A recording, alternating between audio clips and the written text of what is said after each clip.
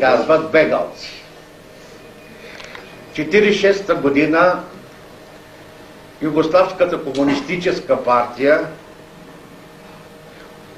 изпрати партизани в нашия край и организира гражданска война. Гражданската война, повтарям, е организирана от сърбите комунисти.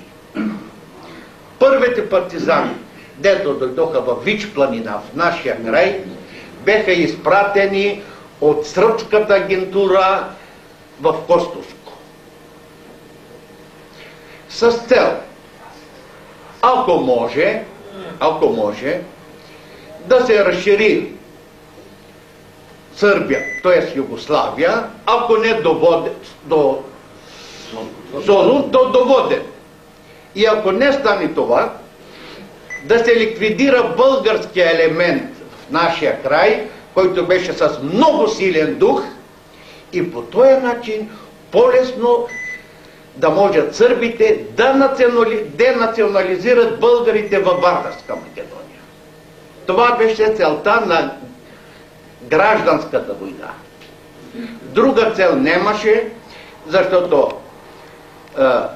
решенията в Ялта, Техеран, Ялта, възстановяват старите граници и Гърция става англо-американска зона. И как може сега за лъжите ще ви кажа, агитацията, аз съм жив свидетел, който я вършеха агентите на ОЗНА и на УДБА. Агентите на УДБА. Кревайте се на борба. Тито ке ни пушти танкове, ке ни пуши самолети. Тук ке дойде югославска армия. И Сталин ке ни поможе. От вас се чека само да се дигнете. И това не беше трудно народът да се дигне, защото нашия край целият беше въоръжен, български комитет имаше до 1944. И ние много завиждахме на Битоля, на Охрид, що има българска власт, българска армия. По всички села, в Костурско-Леринско особено, арки са правили от цветя за българската армия да мине. Дори има случай. В момента пиша историческа книга. Записки. По спомени, написани от живи люди. От татко ми, от майка ми, от много други родини и селяни и други живи свидетели на тия събития. И що става татко, що ми разказва. Горе във Вичиум има едно арнаутско село Белкамен, не знам кой го е чул. И от Белкамен тръгват за Лерин. Белкамен и минават през български села. И спират ги пред арките, казва, ке помините без добици, с свалени шапки, защото от тука ке минава българска армия. Това беше в целия наш край. За някакво комунистическо движение тогава да се говори, това е безобразна лъжа. Почти цело Костурско имаше комитет, въоръжен комитет. 1943 година и в моето село имаше комитет. Пристигнаха сърбомански контрачети. И хората, людето се очудиха. Казва, ние чакаме България да дойде, нали?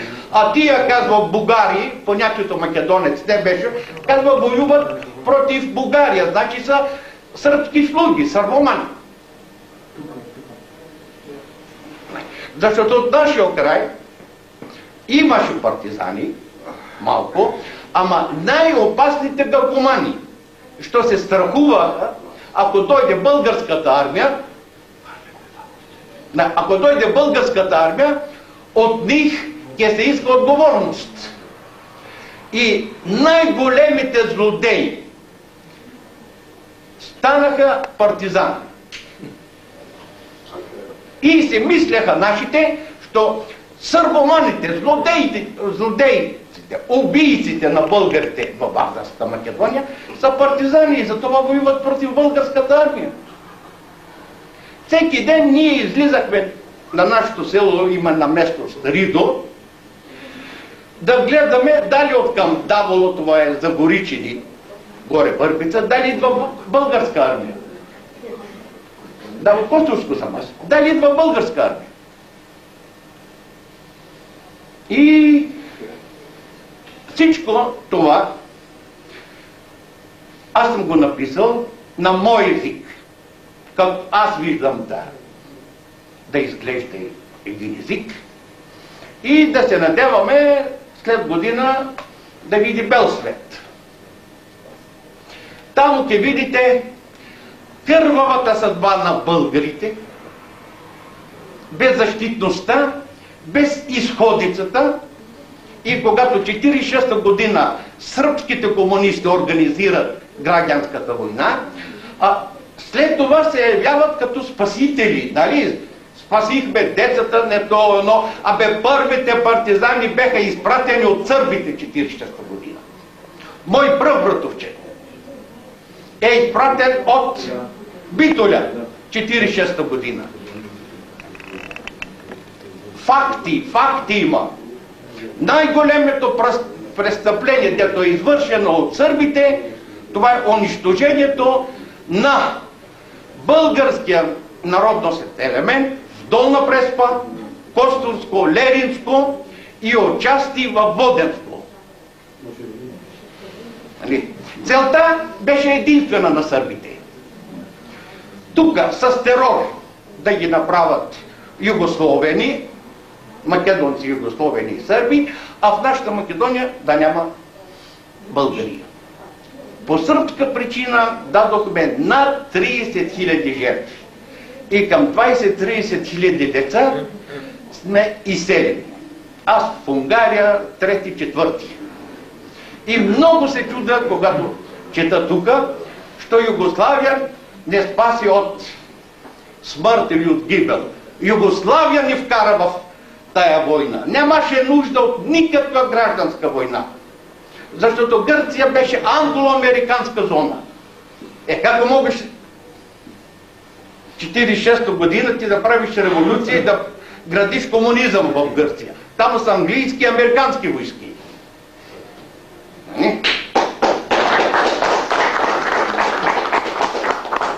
Аз осъждам престъпната националистическа сръбска политика, но се отнасям към уважение към сръбските демократи. Съжалявам страшно много за смъртта на големия сръбски патриот и демократ Джинджич.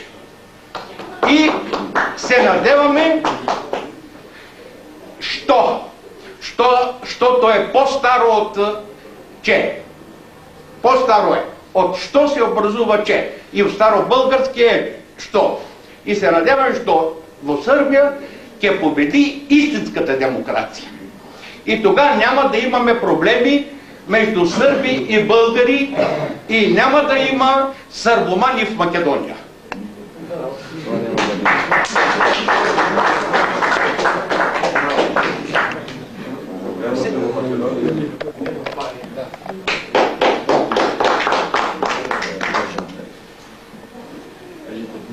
Сега, то е свързано с книгата. Защо ви го казвам? Аз от Гърция заминах, закараха заминах 2 седмици в Любойно и оттам в вагони в Унгария, без да знаеме къде ходим. И в Унгария завърши висше образование и нас не възпитуваха в македонистки дух. Гръцката компартия, нали? И нас искаше да ни откъсне от майката родина и да ни направи гърци. И Започнах аз да чета там унгарски исторически книги, вестници за Илинденското въстание, староамерикански вестници, енциклопедии, литература. Абе, се къде Булгар. Търсех някъде да намеря македонци. Нема. Или ако има, то са за античните македонци, които нямат нищо общо с славяните. Всеки има право да се нарича античен македонец, ама да говори на антични македонски, да не говори на славянски. Моля? Да не оди в църква. Да не оди в църква. И 64-та година аз от Унгария идвам в България като осъзнат българин, защото и единия ми дедо, и другия ми дедо са илинденци, четници. В четата на Васил Чакаларов. И ако си спомним и говорим за Илинденското въстание, то без Костурско не може да мине. В Костурско беше най-активно движението, най-много бройни чети и са стигнали чак до Прилеп, за ложо да не говорим. Но винаги е имало сътрудничество между комитетското движение в Костурско, Преспа и Охрид. Така що Костурско и Охрид ги свързва стара дружба. И от времето на Самуил. И от борбата срещу гръцката църква, гръцкото и сръбското влияние.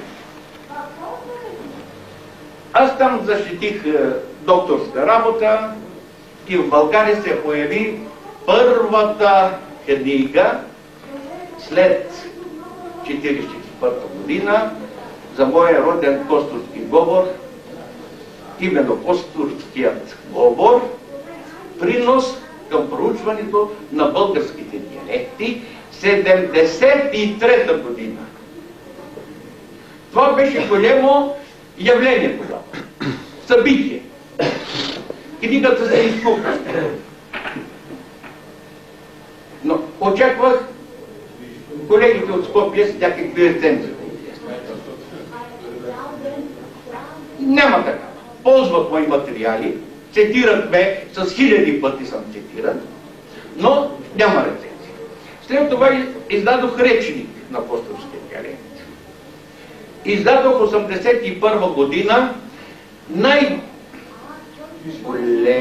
най-задълбочената книга в българската диалектология за Долна Преспа, долно-преспанският говор.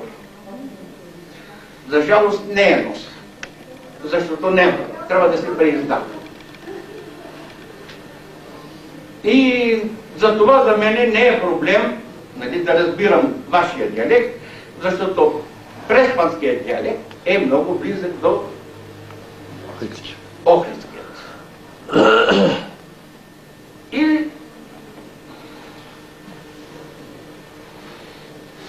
издадох първата нова българска фонетика, едно съм, тук да видите. 10 години съм работил, за да е различна от всички фонетики. Що значи различна? Ново виждане, ново тълкуване. Когато я почнах да я пиша, аз казах, не ме интересува ни Мирчев, ни Милетич, ни Беньо Цонев, ни Миклошич. Никой не ме интересува. Интересува ме материалът. Аз събрах много материал. А материал лично го събирам от диалектите и изводите ще ги направя от материала. Моите виждания въз основа на материала. Защото в езикознанието има много догми. Така е било в праславянски, така е било не знам кога. А факти, аз искам да работя с факти. И когато написах ето и тази книга, първата, българска пастирска лексика, в Костовско и Ленинско. За говеда, за овце, за млечни продукти и така нататък. Това е етнографско изследване, пак лично събран материал. Аз не обичам да ползвам чуж материал, защото не знам кой как го е записал. Обикновено при нас има практика в университета, дават задачи на студентите да събират материал. Аз нямам доверие. Аз трябва да го чуя, да го запиша.